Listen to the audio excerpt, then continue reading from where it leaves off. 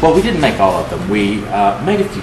This red hat, which is a finale hat, is completely made by us. You can see it's covered in rhinestones and feathers. Turn it around there and let you see the back. But then we have hats such as this one. We bought the hat, but the basic hat, the white hat, and the flower were there, and we added all of the feathers, all of the rhinestones, all the sparkly parts of it. That's also for the finale. And this hat and this hat are worn by the same character. This is her first hat, which is a much quieter hat than her finale, which is a lot more dramatic and a lot showier.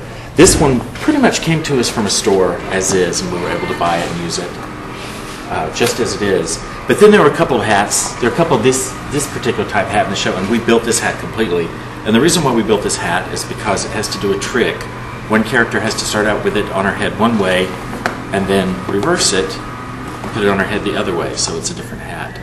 So we built this one completely. Every bit of that is built for the show. So we have different sorts of hats like this. We have about 40 hats total in the show, between all the women's hats and a few men's hats that are in the show.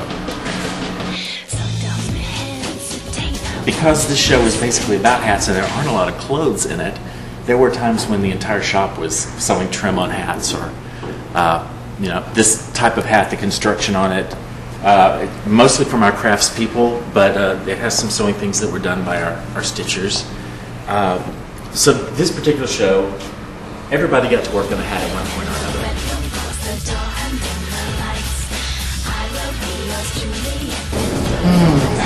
God, I would love to really sound technical right now, but I kind of just made all this stuff up as I went along.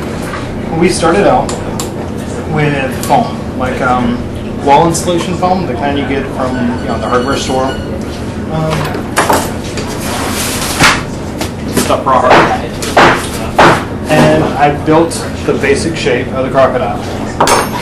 And then back to the hardware store. Got great stuff spray insulation. Sprayed a good coverage over the top of it, and then took a razor blade and just kind of carved the whole thing out. Same with the bottom jaw. I can put hands around it.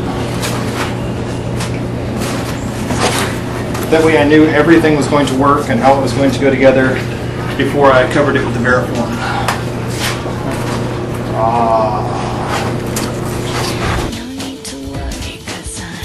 I'm a professional.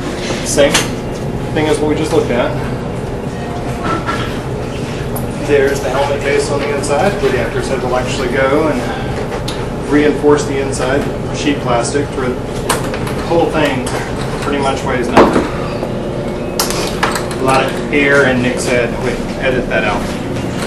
Not a whole lot of air in Nick's head. A lot of air in the crocodile head Nick will be wearing. I'm not sure about Nick's head.